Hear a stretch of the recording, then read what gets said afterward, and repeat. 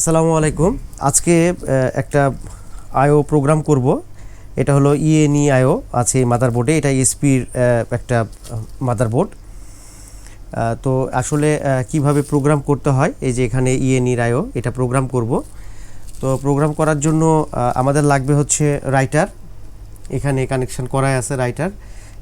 এটার বোর্ড, এটার সাথে যে কিবোর্ড কানেক্টরের সাথে রিবন দিয়ে এটা সংযোগ করতে হয়। এটা হলো 32 পিনের 1 মিলিমিটারের, এছাড়া ওই যে 0.8 মিলিমিটারেরও হয়ে থাকে। তো এই মাদারবোর্ডে আমাদের লাগবে হচ্ছে 1 মিলিমিটারের আর কি, সেই জন্য এই রিবনটা লাগিয়েছি, কানেকশন করছি। এছাড়াও বিভিন্ন ধরনের রিবনগুলো আছে এ ধরনের, যখন যেটাতে লাগবে সেই অনুযায়ী প্রোগ্রাম করতে হবে। আমরা প্রথমে চলে যাব কম্পিউটারে। তো কম্পিউটারে আমরা প্রোগ্রামার সফটওয়্যারটাকে ওপেন করব।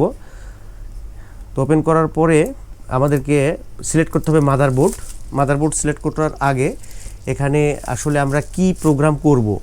তো সেখানে আমরা করব হলো ইএনইর আইও, অতএব ইএনই সিলেকশন করলাম। এরপরে সিলেক্ট করতে হবে মাদারবোর্ড। তো সিলেক্ট মাদারবোর্ডে যাব। এখান থেকে আমাদেরকে মাদারবোর্ডটা সিলেকশন করতে হবে। তো মাদারবোর্ড সিলেকশন করার আগে এখানে হলো মাদারবোর্ডের পার্ট নাম্বার দেওয়া আছে। মাদারবোর্ডের পার্ট নাম্বারটা দেওয়া আছে, এটা দেখে আমরা এখানে সিলেকশন করব।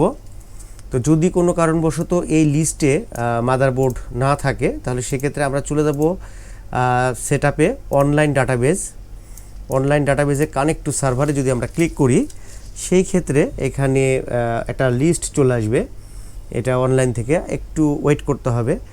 ওয়েট করলেই এই যে লিস্ট চলে আসছে, সমস্ত আইও প্রোগ্রামেবল আইও যেগুলো, সেগুলো টোটাল লিস্ট আপনারা দেখতে পাচ্ছেন, টোটাল লিস্ট চলে আসতেছে।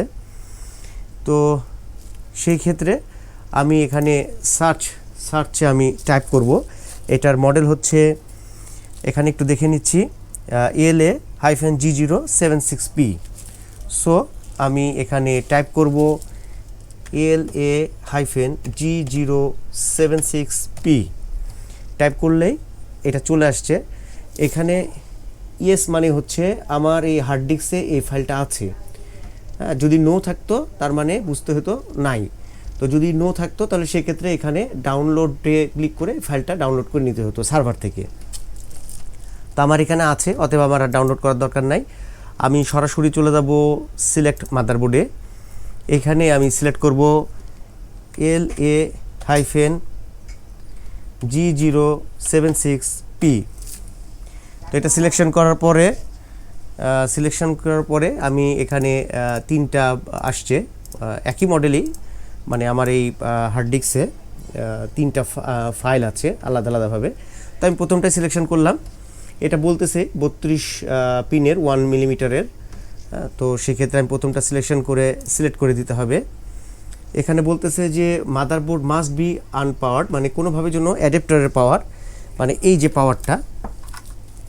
এই পাওয়ারটার জন্য কোনোভাবে কানেকশান দেওয়া না থাকে। কানেকশান দেওয়া থাকলে কিন্তু প্রোগ্রাম করা যাবে না। এটা ওয়ার্নিং দিচ্ছে যে পাওয়ারটার জন্য অবশ্যই আনপ্লাগ করা থাকে। তো আমি ওকে করলাম, আনপ্লাগ করা আছে। দেন এখানে মেসেজ দিচ্ছে চেক পিন ওকে। তার মানে আমি যে এইখানে রিবন কানেকশানটা করেছি প্রোগ্রামারের সাথে মাদারবোর্ডের, তো এই রিবন কানেকশানটা পিন টু পিন একেবারে সংযোগ পেয়ে গেছে, যার কারণে এখানে যদি কানেকশান না পেতো তাহলে রেড কালার হতো এবং এখানে ক্রস দেখা দিত। তো চেক পিন ওকে, মানে সব পিনের কানেকশান পেয়েছে। এবার আমি ওকে করে দেব। দেন বলতেছে যে please check ground from programmer, মানে এই যে গ্রাউন্ডের কানেকশান করতে হবে মাদারবোর্ডের সাথে, এইরকম একটা গ্রাউন্ড ইউএসবি পোর্টে কানেকশানটা দিতে হবে। ইউএসবি পোর্টে কানেকশান দেওয়ার মধ্য দিয়ে মাদারবোর্ডটা গ্রাউন্ডে চলে যাবে, আইওর পিনটা গ্রাউন্ডে যাবে।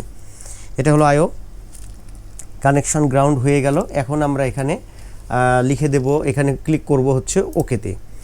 ক্লিক করা মাত্র বলতেছে যে এবারগা অ্যাডাপ্টারটা এখানে কানেকশান দিতে বলতেছে, মানে আমার এই অ্যাডাপ্টারটা আমি এখানে কানেকশানে দিয়ে দেব।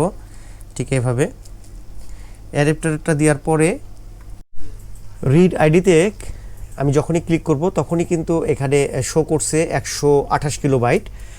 তার মানে আমার এই আইও এটার ভিতরে 128 কিলোবাইটের ফাইল আছে। তো আমি এখন যখন প্রোগ্রাম করব তখন এরকমভাবে এই যে এই ফাইলটা এখন দেব। দেখেন এই পাশে 128 কিলোবাইট শো করছে। তো আগের ফাইলটা আমি ইরেজ করে দিয়ে এই নতুন করে আইওটাতে এই ফাইলটা আমি প্রোগ্রাম করব। সো এইটা আমি কেটে দিলাম। সিলেকশনের জন্য আমি ফাইলটা নতুন করে ওপেন করব। এই যে ডেস্কটপের উপরেই রাখা আছে, এটা হলো ফাইল। এখানে দেখতে পাচ্ছেন 𝗟𝗵𝗠𝗠𝗘𝗏 এবং এটার হলো 𝗖𝗵𝗵𝗠𝗠𝗏 দিয়ে আমি যখন সিলেকশন করলাম ফাইল সাইজ এখানে শো করলো। জাস্ট এখানে খালি রাইটে ক্লিক করলে কিন্তু অটোমেটিক্যালি ফাইলটা ইরেজ হয়ে প্রোগ্রাম হয়ে যাবে। তো খুবই সিম্পল প্রসেস, এভাবে প্রোগ্রাম করতে হয়। আপনাদের যদি এই ধরনের কোনো ফাইল অথবা বায়োস লাগে অবশ্যই আমার সাথে যোগাযোগ করতে পারেন। এছাড়াও ডেস্কটপের এবং ল্যাপটপের আপনারা জানেন যে ব্র্যান্ডের এই ধরনের মাদারবোর্ডগুলো অনেক বায়োস করাপ্ট হয়ে যায়। তো এই মাদারবোর্ডগুলোর যদি বায়োসের প্রয়োজন হয়, এই যে দেখতে পাচ্ছেন এটা কিন্তু প্রোগ্রাম হচ্ছে এবং শেষ পর্যন্ত যদি ভেরিফাই ওকে আসে তাহলে কিন্তু প্রোগ্রামটা একদম ক্লিয়ার হয়ে যাবে। এই যে এখানে ব্র্যান্ডের বিভিন্ন মাদারবোর্ড আছে, এই মাদারবোর্ডগুলোরও সাধারণত বায়োসের প্রবলেম হয়। তো বায়োস রিলেটেড যে কোনো ইস্যুতেই আমার সাথে যোগাযোগ করতে পারেন। এই যে ভেরিফাই ওকে, আইওটা কিন্তু একদম পরিপূর্ণভাবে প্রোগ্রাম হয়ে গেছে। সিম্পল একটা প্রসেস আপনাদেরকে দেখালাম। তারপরে আপনাদের যে কোনো ধরনের কমেন্ট অবশ্যই আমাকে জানাবেন। ভালো থাকবেন সবাই, এই আশায় আজকের মতন আল্লাহ হাফেজ, আসসালামু আলাইকুম।